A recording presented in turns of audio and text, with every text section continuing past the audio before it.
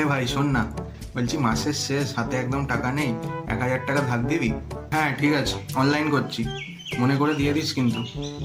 তোকে আমি পরের মাসের 5 তারিখের মধ্যেই দিয়ে দেবো, একদম কথা দিলাম। দেখ পাঠিয়ে দিয়েছি। থ্যাংক ইউ ভাই, থ্যাংক ইউ, খুব জোর বাঁচালি, থ্যাংক ইউ। কিছুদিন পর টাকা চাইতে গেলে, হ্যালো, কিরে ভাই, আজকে তো 10 তারিখ হয়ে গেল, এখনো টাকাটা দিলি না? না রে ভাই, তোর টাকাটা এখনো জোগাড় করতে পারিনি, আর 15 দিন দে, তার মধ্যে দিয়ে দেবো। কি, আরো 15 দিন লাগবে? ঠিক আছে, আর কিন্তু লেট করিস না, মনে করে দিয়ে দিস। আরও বেশ কিছুদিন পর। কিরে ভাই, আজ তো 1.5 মাস হয়ে গেল, তুই কবে বলেছিলি বল 15 দিনের মধ্যে দিয়ে দেবো? এবার টাকাটা দিয়ে দে, কতদিন হয়ে গেল। আরে তোর টাকা ঠিক দিয়ে দেবো, 1.5 মাসই তো হয়েছে, আর কিছুদিন টাইম দে। আর 1,000 টাকাই তো দিয়েছিস, এমন করছিস যেন কি না কি দিয়ে দিয়েছিস। হ্যাঁ, আরে দিয়ে দেবো দিয়ে দেবো, রাগ রাগ। 6 মাস পর।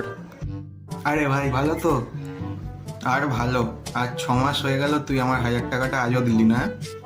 আরে ওসব পুরোনো কথা মনে রাখিস না, পুরোনো ভুলে সবসময় আগে এগিয়ে যেতে হয়, জানিস না? পুরোনো আমিও কিছু মনে রাখি না, তুইও মনে রাখিস না, ওসব ভুলে যা। পুরোনো হিসেব করলে হয়তো দেখা যাবে আমি তোর কাছে উল্টে 10,000 টাকা পেতাম, কি বল?